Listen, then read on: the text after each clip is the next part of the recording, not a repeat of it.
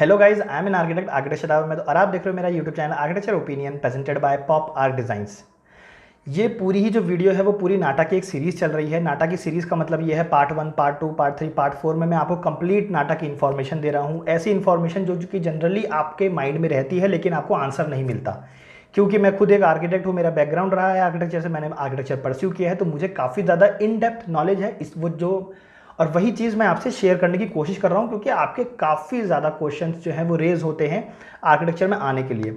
Part 1 में बना चुका हूँ ऑलरेडी। पार्ट 1 में मैंने आपको बताया है कि आफ्टर 10th और 12th कौन कौन से सब्जेक्ट्स होते हैं, कैसे अप्रोच करना होता है, कौन कौन से एग्जाम्स होते हैं, स्टेट एग्जाम्स कौन से होते हैं, नेशनल एग्जाम्स कौन से होते हैं, वो सब मैंने आपको इसमें इन्फॉर्मेशन दी है। आप ज़रूर से पार्ट 1 देख लीजिए। पार्ट 2 जो है, जो मतलब कि ये वाली वीडियो है, उसमें मैं आपको बताने की कोशिश करूंगा जब आप नाटा का एग्जाम क्लियर कर लेंगे तो उसके बाद आपको कैसे अप्रोच करना है, उसके आगे क्या करना है। तो एक बेसिक इन्फॉर्मेशन मैं आपको देने की कोशिश करूंगा इस वीडियो में नाटा से रिलेटेड, और एक बेसिक इन्फॉर्मेशन दूंगा कि आगे कैसे अप्रोच करना है, कॉलेज को क्या देखना होता है, कहाँ जाना होता है, वो सब समझने की कोशिश करेंगे इस वीडियो में। तो यहाँ पे मान लिया हमने कि आपने जो है वो नाटा का एग्जाम जो है वो पास कर लिया है। अब क्या करना है? अब देखो, नाटा का एग्जाम क्या था? नेशनल एग्जाम था, जो कि मैंने आपको बताया नेशनल एग्जाम है, नाटा या फिर जेई। ठीक है, तो यहाँ पर ये है कि आपको नाटा मतलब नेशनल एग्जाम तो आपको देना पड़ेगा, नेशनल एग्जाम देना पड़ेगा, क्योंकि स्टेट वाले भी ना अल्टीमेटली आपसे घुमा फिरा के नाटा का ही एग्जाम या जेई का ही एग्जाम मतलब नेशनल एग्जाम तो मांग ही लेते हैं कि आपको वो अटेम्प्ट करना ही करना है। तो उसमें तो कोई इशू नहीं है। मान लेते हैं कि हमने अब जो नाटा या जेई का जो भी आपने जो है वो एग्जाम क्लियर किया है, ठीक है, लेकिन मैं नाटा का लेकर चल रहा हूँ इसलिए नाटा की बात कर रहा हूँ। तो आपने नेशनल एग्जाम क्लियर कर लिया, अब आप एलिजिबल हो चुके हो। किस चीज़ के एलिजिबल हो चुके हो? अब आप एलिजिबल हो चुके हो किसी भी इंडियन यूनिवर्सिटी या इंडियन कॉलेज के अंदर एडमिशन लेने के लिए आर्किटेक्चर के अंदर। मतलब आप जब नाटा या जेई, जो कि नेशनल एग्ज़ाम है, जब आप ये दोनों में मतलब नाटा या जेई में से कोई सा भी एग्ज़ाम दे लेते हो तो वो एक नेशनल एग्ज़ाम है। तो उसका कहने का मतलब है कि आप उस नेशनैलिटी के, मतलब कि अब बस आपको ये ध्यान रखना है कि आप इंडियन होने चाहिए। अगर आप इंडियन हो तो आप इंडिया के अंदर कहीं पर भी एडमिशन ले सकते हो, किसी भी कॉलेज में एडमिशन ले सकते हो, कहीं पर भी ले सकते हो जहाँ पर आर्किटेक्चर पढ़ाया जाता है, वहाँ पर आप एडमिशन ले सकते हो। एलिजिबल हो गए हो, ठीक है, अप्लाई कर सकते हो, एलिजिबल हो चुके हो। यही मेन एग्जाम्स होते हैं, इनको देना पड़ता है। ठीक है, फिर समझते हैं कि फिर ये बाकी यूनिवर्सिटीज़, प्राइवेट यूनिवर्सिटी, अभी इनको भी समझेंगे। सब कुछ बताऊंगा, एकदम कंसेप्ट आपका क्लियर कर दूंगा इस वीडियो में, ठीक है, कंप्लीट प्रोसीजर बताऊंगा। तो यहाँ पर अब दो पाथ निकल के आते हैं। मतलब कि अब मुझे अगर एडमिशन लेना है तो मैं एक इंडियन हूँ, मैं इंडिया में कहीं पे भी एडमिशन ले सकता हूँ, मैं एलिजिबल हो चुका हूँ क्योंकि मैंने नेशनल एग्जाम दिया है। ठीक है, अब मैं इंडिया में एलिजिबल अगर हो चुका हूँ तो मैं जिस भी यूनिवर्सिटी में जाऊँगा उसमें दो पाथ होते हैं, दो तरीके होते हैं जाने के। या तो आप नेशनल की तरफ जाओ या आप स्टेट की तरफ जाओ। क्या है इसका मतलब, पहले समझ लेते हैं क्या क्या इसके अंदर आता है, इंक्लूड होता है। नेशनल के अंदर इंक्लूड होते हैं प्राइवेट यूनिवर्सिटीज़, डीम्ड यूनिवर्सिटीज़ और सेंट्रल यूनिवर्सिटी। ठीक है, इनका मतलब मैं अभी आपको आगे समझाऊंगा, पर थोड़ा थोड़ा करके समझते हैं। ठीक है, प्राइवेट यूनिवर्सिटी, डीम्ड यूनिवर्सिटी और सेंट्रल यूनिवर्सिटी। और स्टेट के अंदर जो कवर होता है, स्टेट के अंदर जो कवर होता है वो होता है गवर्नमेंट कॉलेजेस या गवर्नमेंट इंस्टीट्यूट जो होते हैं ना, वो कवर होता है। इनका मतलब अगेन समझ लेते हैं। तो यहाँ पर नेशनल का मतलब ये निकल के आता है कि जो भी हमारी जो सेंट्रल अथॉरिटी होती है, जैसे कि अभी हमारे प्राइम मिनिस्टर कौन है? मोदी हैं, तो वो है सेंट्रल और वही ही रेगुलेट करती है इनको। मतलब कि वो उनको अपनी कुछ अथॉरिटी देती है कि आप जो है अपना इंडिया के अंदर कहीं पर भी अपनी यूनिवर्सिटी खोल सकते हो। ठीक है, और उनको कुछ कुछ प्रिविलेज देती है, प्रिविलेज मतलब कुछ कुछ बेनिफिट देती है। ठीक है, और इन लोग को डायरेक्टली इनसे ही अथॉरिटी लेनी पड़ती है, इससे नेशनल से। नेशनल का मतलब कि डायरेक्ट गवर्नमेंट से, मेन गवर्नमेंट से, जो कि है सेंट्रल, है ना, सेंट्रल गवर्नमेंट से लेनी पड़ती है। सारी फीस, सारे पैसे, सारी अथॉरिटी जो है, सारे रूल्स बनाना, सारे पढ़ाई कैसे होगी, वो सब कुछ जो है वो इनके सेंट्रल डिसाइड करेगी। मतलब कि अभी अगर मैं आपको एग्जांपल दूं तो मोदी सरकार जो है वो आपको रेगुलेट करेगी, मतलब इनको बताएगी क्या पढ़ाई पढ़ानी है, या इनको बेनिफिट देगी जो भी देना है। या आप कह लो कि नेशनल का मतलब होता है सेंट्रल फंडेड यूनिवर्सिटीज़, मतलब कि इनको सेंट्रल जो है वो फंड करती है, सेंट्रल जो है वही रेगुलेट करती है, सेंट्रल है वही इनको बेनिफिट देती है। लेकिन स्टेट का मतलब होता जाता है, जैसे मान लो कि मुझे किसी स्टेट में एक गवर्नमेंट कॉलेज के अंदर एडमिशन लेना है, तो वहाँ पर जितनी भी रेगुलेशंस होंगे, जितनी भी चीज़ें होंगी, या स्टेट फंडेड मतलब जो भी उनको फंड कर रही होगी वो स्टेट की गवर्नमेंट कर रही होगी। अगर मैं दिल्ली की बात करूँ तो यहाँ पर केजरीवाल है, तो केजरीवाल ही उसका देख रेख करेगी, गवर्नमेंट कॉलेजेस का। ऑल तो मुझे दिल्ली का एग्जाम्पल नहीं लेना चाहिए क्योंकि दिल्ली किसी की एट द एंड है नहीं, लेकिन फिर भी मैं आपको समझाने के लिए एक एग्जाम्पल ले रहा हूँ कि दिल्ली में अगर मान लो स्टेट की गवर्नमेंट जो है वो केजरीवाल है, तो केजरीवाल ही वो जो है वही देखेगी, इनके कॉलेजेस को वही फंड करेगी, कितना पैसा लगाना है कितना नहीं लगाना है वही डिसाइड करेगी, वही अथॉरिटी डिसाइड करेगी, वो सारे बेनिफिशियल वो इनको देंगे। तो जब भी इनको कॉलेज खोलना होगा गवर्नमेंट, तो समझो कि स्टेट गवर्नमेंट ही खोलती है फिर वो। ठीक है, कोई भी कॉलेज अगर स्टेट के अंदर खुल रहा है तो वो स्टेट गवर्नमेंट ही खोलती है। और अगर कोई यूनिवर्सिटी खुल रही है यूनिवर्सिटी, तो वो सेंट्रल देखती है। सेंटर मतलब कि एकदम बड़ी जो सरकार होती है, जो कि है पीएम मोदी, ठीक है। ये चीज़ ऐसे डिसाइड होती है। अब इसका एग्जाम्पल समझ लेते हैं। जैसे मान लो कि एक एग्जाम्पल ले लेते हैं, क्लासरूम है, ठीक है। मैंने यहाँ पे कुछ सीट्स बना दी हैं। अब यहाँ पे लिख रखा है टोटल 50 सीट्स अवेलेबल है। लेट्स टेक एन एग्जाम्पल कि 50 सीट जो है अवेलेबल है एक क्लासरूम के अंदर। तो यहाँ पर मैंने नीचे लिख रखा है ओपन फॉर ऑल। कहने का मतलब ये है कि जब भी आप इन नेशनल एग्जाम को देने के बाद इन नेशनल की तरफ जाते हो, नेशनल यूनिवर्सिटीज़ की तरफ जाते हो, जो कि है प्राइवेट यूनिवर्सिटी, डीम्ड यूनिवर्सिटी या फिर सेंट्रल यूनिवर्सिटी, तो इनकी अपनी थोड़ी सी डिमांड होती है, ज़्यादा कुछ नहीं होता। इनकी खुद की अथॉरिटी होती है। जैसे कि सबसे पहली बात को इनको सेंट्रल देख रही है, मतलब कि इनकी देख रेख सेंट्रल कर रही है, सेंट्रल सरकार कर रही है, ये समझो सेंट्रल गवर्नमेंट कर रही है, ठीक है। प्राइवेट यूनिवर्सिटी की डिमांड ये होगी, अगर आप प्राइवेट यूनिवर्सिटी में जाओगे तो वो आपसे डिमांड करेंगे कि भाई हमें तो आप एक नेशनल एग्जाम दिखाओ, जो कि हो जाता है नाटा या फिर जेई, इसका एक स्कोर दिखाओ, ठीक है, और हमारी फीस दो और हम आपको एडमिशन दे देंगे, ठीक। ये तो हो गई एक बात कि प्राइवेट यूनिवर्सिटी ने आपसे ये मांग ली। उसके बाद प्राइवेट यूनिवर्सिटी के दूसरे ऑप्शंस भी होते हैं, जो कि होता है मैनेजमेंट कोटा। मैनेजमेंट कोटा में ये होता है, अब क्योंकि ये प्राइवेट यूनिवर्सिटी है, इनके कोई ये खुद ही अपने आप को देख रही है, तो ये भी करती है कि मैनेजमेंट कोटा दे देती है। मैनेजमेंट कोटा कहने का मतलब ये होता है कि बिना नाटा का एग्जाम दिए और बिना जेई का एग्जाम दिए भी कई बार एडमिशन दे देते हैं, बहुत बार दे देते हैं। अब यहाँ पर बहुत सारे स्टूडेंट्स होंगे जो कि कहेंगे कि नहीं ऐसा नहीं होता, मैंने गलत इन्फॉर्मेशन दी है। तो मैं यहाँ पर पहले क्लियर कर दूँ कि जब भी आप ऐसे किसी पे भी एलिगेशन लगाते हो ना, तो पहले जाके देखा करो, ठीक है। पेपर में कुछ और लिखा होता है, रियलिटी में कुछ और चल रहा होता है। मैनेजमेंट कोटा बिना नाटा और बिना जेई एग्जाम दिए होता है, ठीक। अगर किसी को प्रूफ चाहिए हो तो मैं दिखा दूंगा, सबसे पहली बात, ठीक है। तो ऐसे किसी भी जनरली एलिगेशन मत लगाना, क्योंकि मैं आपको सारे वेज बताने की कोशिश करता हूँ। इससे पहले भी मैंने एक वीडियो बनाई थी जिसमें मैंने बताया था कि बिना बीआर किए भी आप एक आर्किटेक्ट बन सकते हो, तो उस पर भी काफ़ी लोगों ने कमेंट किया था कि ऐसा नहीं हो सकता, कुछ कह रहे हैं कि मैं आर्किटेक्ट ही नहीं हूँ, गलत बता रहा हूँ, ठीक है। तो जनरली ऐसे एलिगेशंस मत लगाया करो। अगर आपको नॉलेज नहीं है तो first do a proper research, तब आप एलिगेशंस लगाओ किसी पर, मैं ये क्लियर कर दूं, ठीक है। अगर आपको मैनेजमेंट कोटा का नहीं पता है तो पहले पता करना, ठीक। गूगल पे कुछ और लिखा रहता है, मैं रियलिटी बता रहा हूँ। गूगल पे लिखा रहेगा कि आपको नाटा का एग्जाम देना है, जेई का एग्जाम देना है, उसके बाद ही आप मैनेजमेंट कोटा को अवेल कर सकते हो।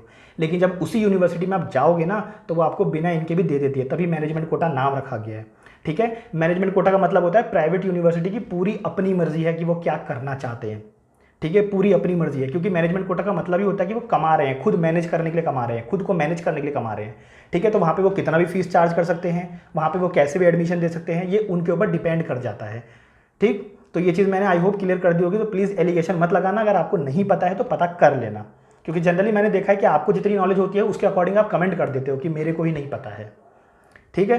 तो अब यहाँ बात करें तो मैंने दो तरीके बता दिए। एक तो क्या नॉर्मल वे कि आप एक प्राइवेट यूनिवर्सिटी है, मान लो 50 सीट हैं, ठीक है। आप इस प्राइवेट यूनिवर्सिटी में जाते हो, 50 सीट है, तो आप एक इंडियन होने चाहिए, आपको एडमिशन मिल जाएगा। अगर आप फॉरेनर हो, बाहर से आए हो, तो वहाँ पर ये होता है कि कुछ परसेंट होते हैं, 5% 10%, वो आपको अलॉट कर दिए जाते हैं, बाकी सब जो है वो आपको मिल जाता है। तो यहाँ पर कुछ लेना देना नहीं होता। नेशनल देख रही है, सेंट्रल यूनिवर्सिटी देख रही है, तो आपको ये चीज़ मांगा जाएगा। अब आते हैं डीम्ड यूनिवर्सिटी। डीम्ड यूनिवर्सिटी होती है जिनको ना ही स्टेट देखती है प्रॉपरली और ना ही जो है वो सेंट्रल देखती है। डीम्ड यूनिवर्सिटी उसे बोलते हैं।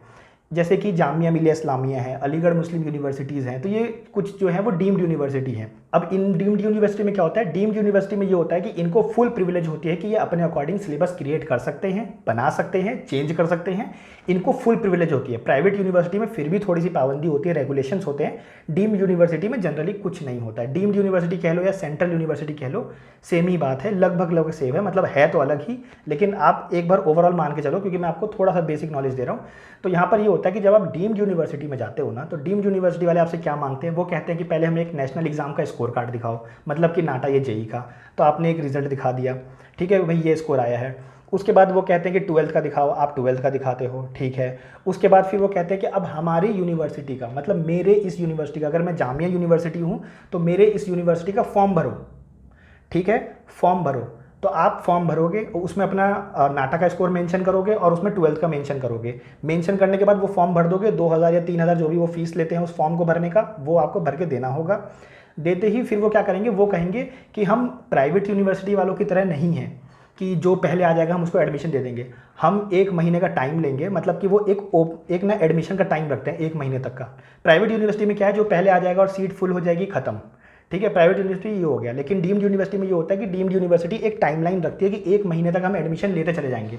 तो उसमें मान लो 1 लाख लोगों ने अप्लाई कर दिया, ठीक है, 1 लाख लोग, अब सीट तो 50 ही है, 50 ही सीट है, और 1 लाख लोगों ने अप्लाई किया है, सब अपना नाटा का स्कोर कार्ड लेके आए या फिर जेई का और 12th का लेके आए, और वहाँ पे उन्होंने उनका फॉर्म भर दिया जामिया का, ठीक है। और अब जामिया वाले क्या करते हैं, 1 महीने बाद एडमिशन क्लोज करते हैं और सबसे पहले देखते हैं कि कौन से 50 ऐसे बच्चे हैं इनिशियली जो कि टॉप कर रहे हैं, मतलब सबसे अच्छे नंबर हैं, उनको वो ये सीट दे देती है, याद रखना, उनको वो ये सीट दे देती है, ठीक है। अब यहाँ पर डीम्ड यूनिवर्सिटी का फ़र्क क्या आ जाता है, डीम्ड यूनिवर्सिटी का फ़र्क जो है मेनली वो ये आ जाता है कि डीम्ड यूनिवर्सिटी ना ही स्टेट के अंदर आ रही है ना ही सेंट्रल के अंदर आ रही है, तो वो यहाँ पर ये करती है 50 में से 25 सीट्स जो है ना, तो मतलब इस मान लो 50 में से जस्ट हाफ सीट जो है वो ऐसे डिसाइड कर लेगी कि 25 सीट जो हैं वो हम देंगे बहुत कम फीस में, बहुत कम फीस में, क्योंकि उनको सेंट्रल भी थोड़ा सा पैसा दे रही होती है, थोड़ा सा स्टेट भी पैसा दे रही होती है, मतलब इन यूनिवर्सिटी को दोनों ही लोग पैसा दे रहे होते हैं, ठीक है, मतलब दोनों से ही फंडेड होते हैं ये लोग, ठीक है। तो ये क्या करती है, 25 सीट्स को जो है वो बहुत कम फीस में रखते हैं। जैसे कि अगर मैं मेरी सिस्टर का बताऊं तो वो जामिया से पढ़ी हुई है, तो उसके सिर्फ 7,000 रुपीज़ फीस थी, सिर्फ 7 मतलब 7,000 रुपये, 1 साल की फीस सिर्फ 7,000 रुपये थी, ठीक है। उसके बाद फिर वो क्या कहती है डीम्ड यूनिवर्सिटी की, हमें और कमाना है, ठीक है, क्योंकि आधा तो उन्होंने गवर्नमेंट से ले लिया तो बच्चों को पढ़ा दिया, उसके बाद वो बाकी की 25 सीट जो है ना, 50 में से 25 सीट्स उनकी फीस बढ़ा देती है, उसे बोलते हैं सेल्फ फाइनेंस्ड। सेल्फ फाइनेंस का मतलब कि उसकी फीस होगी 60,000, 80,000, 90,000, 1 साल की जो फीस होगी ना वो होगी, प्राइवेट यूनिवर्सिटी से कम होगी, बट द थिंग इज़ कि जो मेन उनका जो नॉर्मल था उनसे हाई फीस होती है, उनसे डबल या ट्रिपल होती है, ठीक है। तो सेल्फ फाइनेंस में ऑलमोस्ट 80,000 या 90,000 होगा, मतलब कहने का मतलब ये है कि 50 में से 25 सीट्स, आधी सीट जो है वो स्टेट गवर्नमेंट और जो हमारी सेंट्रल गवर्नमेंट होती है जो पैसे देते हैं उनके थ्रू उनको पढ़ाते हैं इतने कम फीस के अंदर, ठीक है, क्योंकि उनका खर्चा तो नहीं निकलता, तो खर्चा निकलता है सेंट्रल और स्टेट के द्वारा, ठीक है। लेकिन बाकी जो 25 है वो कमाती है उनसे फुल पेमेंट लेके, मतलब कि जो बाकी की जो 25 सीट्स होंगी ना उनको सेल्फ फाइनेंस में रख देंगे और उनसे फुल पेमेंट लेती है 80,000, 90,000, ठीक है, 1 लाख। और प्राइवेट यूनिवर्सिटी तो कितना भी ले सकती है, 2 लाख, 3 लाख, 4 लाख, 5 लाख, वो तो उनके ऊपर डिपेंड करता है, ठीक है। तो वो तो कंप्लीट उनके इंफ्रास्ट्रक्चर पर डिपेंड करता है, उसमें तो हम कुछ नहीं कह सकते। लेकिन डीम्ड यूनिवर्सिटी में ये है कि वो ऐसे अलॉट करती है और ऐसे कमाती है, ठीक है। आई होप समझ गए होगे। तो अब आप क्या है कि जब आप यहाँ पर फॉर्म भर देते हो, 1 लाख लोगों ने फॉर्म भर दिया इस यूनिवर्सिटी के अंदर, तो ये क्या करती है शुरू के 50 को ले लेती है और बाकी के जो लोग हैं वो उनको मना कर देते हैं कि भाई आपका तो नहीं हुआ, ठीक है। अब 1 लाख लोगों में से सिर्फ 50 लोगों का हुआ, मतलब ये तो एग्जाम्पल दे रहा हूँ, 50 सीट्स, ऑल्दो सीट्स तो ज़्यादा होती हैं, बस आपको एक एग्जाम्पल दे रहा हूँ, ठीक है। तो डीम्ड यूनिवर्सिटी में और सेंट्रल यूनिवर्सिटी में सेम ऐसा ही होता है। आई होप कि आपको नेशनल वाला तरीका जो है वो समझ में आ गया होगा, ठीक है, कि भाई नेशनल में तो इस तरीके से चलता है सारा खेल जो है। अब आते हैं स्टेट, स्टेट में मतलब कि गवर्नमेंट कॉलेज, जैसे कि ये एसपीए भोपाल है, ठीक है। अब ये सेमी प्राइवेट भी है, आप कह लो प्राइवेट भी है, गवर्नमेंट भी है, लेकिन सेमी प्राइवेट बोला जाता है, सेमी गवर्नमेंट बोला जाता है, ठीक है।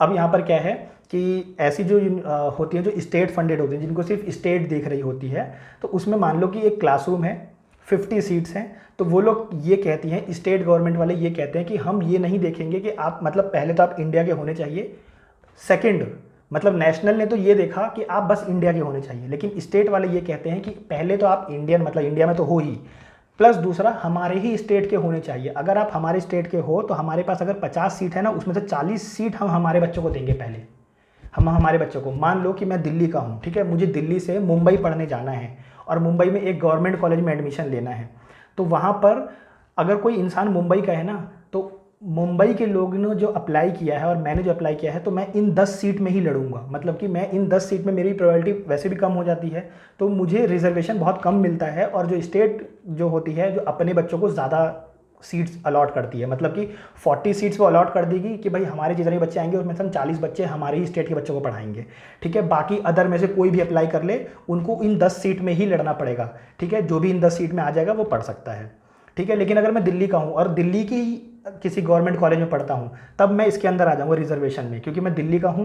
दूसरी चीज़ कि मैं दिल्ली के ही रिजर्वेशन में आ जाऊँगा, तो मैं अगर कहीं फॉर्म भरता हूँ तो मैं इस 40 सीट पे लड़ूंगा। आई होप कि आपको ये कंसेप्ट समझ में आ गया होगा। तो स्टेट वाले में क्या होता है, देखो जैसे कि एक एग्जाम्पल लेते हैं राजस्थान का, ठीक है। अब राजस्थान बहुत बड़ा है, राजस्थान के अंदर बहुत सारी सिटी है, जोधपुर है, उदयपुर है, जयपुर है, जैसलमेर है, कितनी तो सारी सिटी है उसके अंदर, ठीक है। तो यहाँ पर ये होता है कि आप नाटा या जेई का एग्जाम देने के बाद आप जाओगे स्टेट के पास। स्टेट ये कहती है कि आप हमारे स्टेट काउंसलिंग भरो, स्टेट की काउंसलिंग मतलब स्टेट का फॉर्म भरो।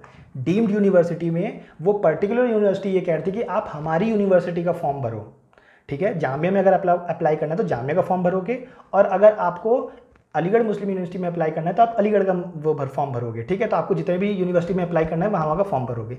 लेकिन स्टेट गवर्नमेंट यहाँ पर ये कहती है कि मतलब मेरे पास जितनी भी कॉलेजेस हैं पूरे इस स्टेट के अंदर, उनमें से 90% जो सीट्स होंगी वो मैं मेरे स्टेट को दूंगा, ठीक है। ये फिक्स हो जाता है।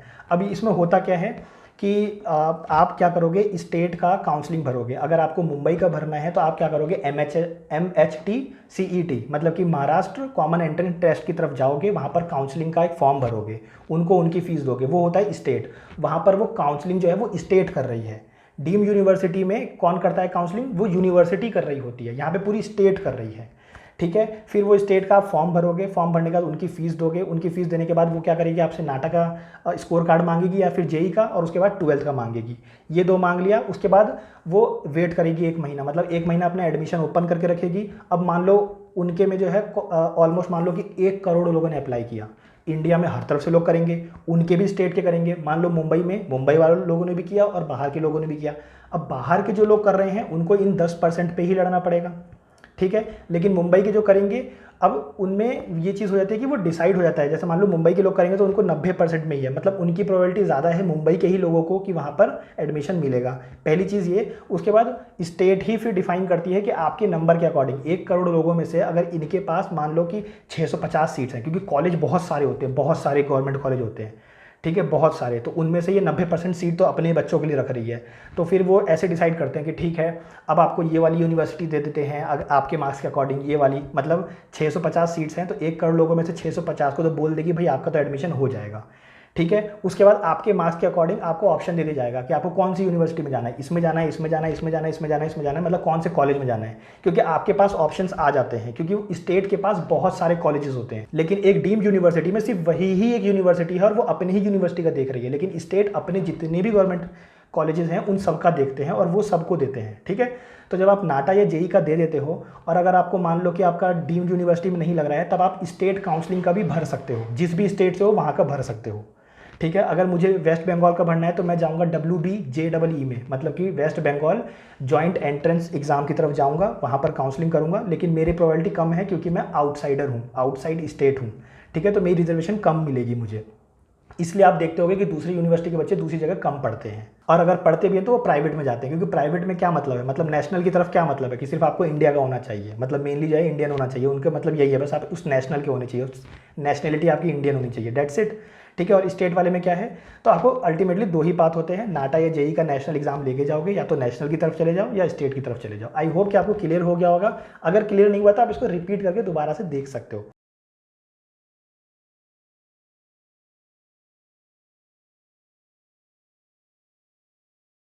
मैंने आपको सारे पॉसिबल वेज बता दिए हैं और ऐसा ही आपको अप्लाई करना होता है। अगर आपको स्टेट गवर्नमेंट कॉलेज में चाहिए तो आपको गवर्नमेंट कॉलेज के लिए उस स्टेट का काउंसलिंग भरना पड़ेगा। अगर आपको किसी यूनिवर्सिटी में चाहिए, डीम्ड यूनिवर्सिटी में चाहिए या प्राइवेट यूनिवर्सिटी में चाहिए, तो उस पर्टिकुलर यूनिवर्सिटी में जाके भरना पड़ेगा। ये चीज़ याद रखना, कन्फ्यूज मत होना। अब गाइज जो नेक्स्ट वीडियो आने वाली है उसमें मैं आपको बताऊंगा कि लिस्ट ऑफ कॉलेजेस दूंगा, जिसमें कि मैं आपको बताऊंगा कि जितनी भी लिस्ट इस इंडिया में जितने भी कॉलेज हैं ना, वो सब उस लिस्ट में होंगे। उससे ऊपर और उससे नीचे कोई भी यूनिवर्सिटी नहीं है इस पूरे इंडिया के अंदर, मतलब यूनिवर्सिटी, कॉलेज, इंस्टीट्यूट जो भी है वो सब उस लिस्ट में होंगे।